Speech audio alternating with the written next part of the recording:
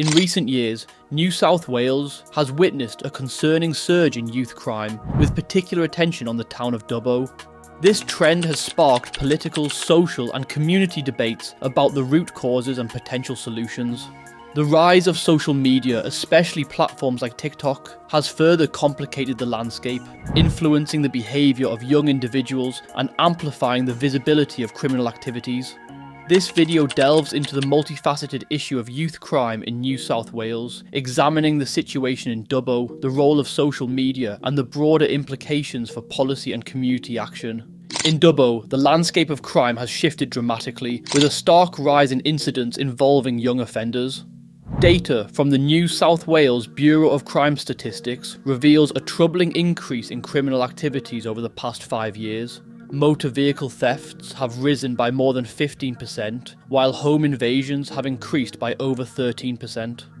By September 2023, Dubbo averaged nearly 6 car thefts per week. These figures are significantly higher than those reported in Sydney, highlighting the severity of the issue in regional areas. The increase in youth crime is not just about the rising number of incidents, but also concerns the age of those committing these offences. Children as young as 10 are becoming involved in serious crimes such as home invasions and car thefts. A striking example is an 11-year-old boy from Dubbo who has appeared in court 70 times for offences like vehicle theft and robbery. Despite numerous court hearings and various community-based rehabilitation programs, his criminal behaviour continues unabated. This case highlights a broader trend where young offenders, frequently coming from backgrounds of domestic violence and social hardship, repeatedly engage in criminal activities with little effective intervention. This pattern is not an anomaly, but part of a growing issue of youth violence in schools and communities. Recent data indicates a troubling 31% increase in violent incidents at schools in regional New South Wales. Many of these young offenders originate from environments marked by severe family violence, underscoring the urgent need for a comprehensive approach to addressing the underlying causes of youth crime. One of the most concerning aspects of the rising youth crime in Dubbo is the nature of the crimes being committed. Modern vehicles are increasingly difficult to hotwire, prompting young criminals to resort to breaking into homes to steal car keys. Residents of Dubbo have shared their harrowing experiences, highlighting the fear and insecurity that has taken hold in the area. One particularly chilling account comes from Jan and Tex Giddings, residents of Horizons Village, a retirement community on the outskirts of Dubbo.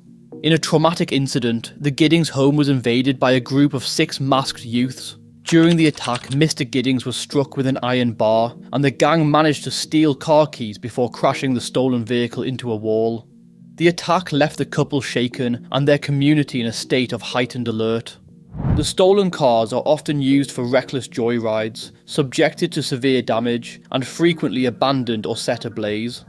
The focus on vehicle theft highlights a broader pattern of criminal behaviour where the act of stealing and damaging property is driven more by thrill-seeking and social media influence than by financial gain. Social media, particularly TikTok, played in fact a significant role in amplifying youth crime in Dubbo, with young offenders using it to showcase their exploits. On the platform, there's an unofficial point system where users gain points by documenting criminal activities. For instance, stealing items and then driving to different locations or leading police on high-speed chases all contribute to their score. This creates a competitive atmosphere where young people are motivated to undertake more dangerous and destructive actions to boost their social media standing. Mayor Mr. Dickerson has faced criticism for downplaying the severity of the issue. In previous statements, the mayor described the crime wave as consisting of isolated incidents and dismissed social media reactions as a little alarmist. This stance has drawn ire from residents and fellow councillors who believe that the mayor's approach fails to acknowledge the true extent of the problem. The frustration with the mayor's perceived indifference reflects a broader disconnect between local leadership and community concerns, further exacerbating the sense of insecurity among Dubbo residents. In response to the escalating youth crime rates, the New South Wales government has unveiled a series of measures aimed at curbing the trend. One of the most notable initiatives is the proposed Post and Boast law, which seeks to impose an extra 2 years jail on top of their original punishment on young offenders who share videos of their criminal activities on social media. This legislation is part of a $26.2 million strategy to combat regional youth crime, including a pilot program in Moree designed to test new approaches to youth justice and support. The Moree pilot program will invest $13.4 million in additional judicial resources, Aboriginal service support, and alternative accommodation for young offenders on bail.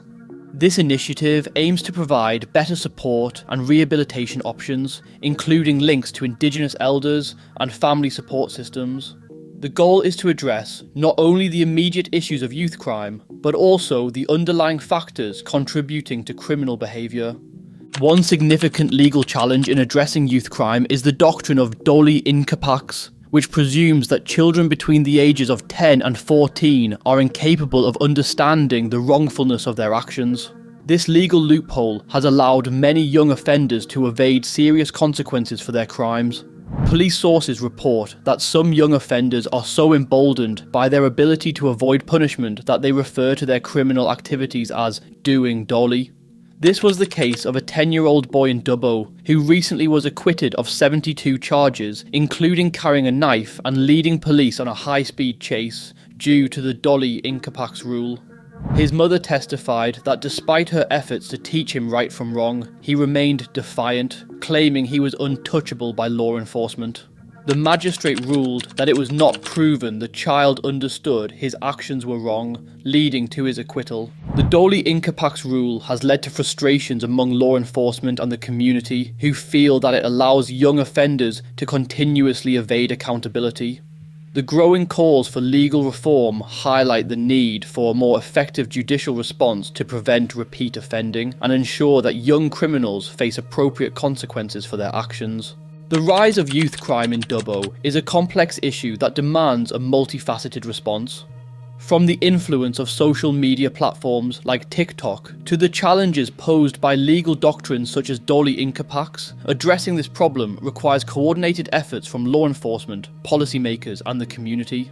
The New South Wales government's initiatives represent significant steps towards tackling youth crime. However, the effectiveness of these measures will depend on their implementation and the broader societal changes needed to address the root causes of youth offending.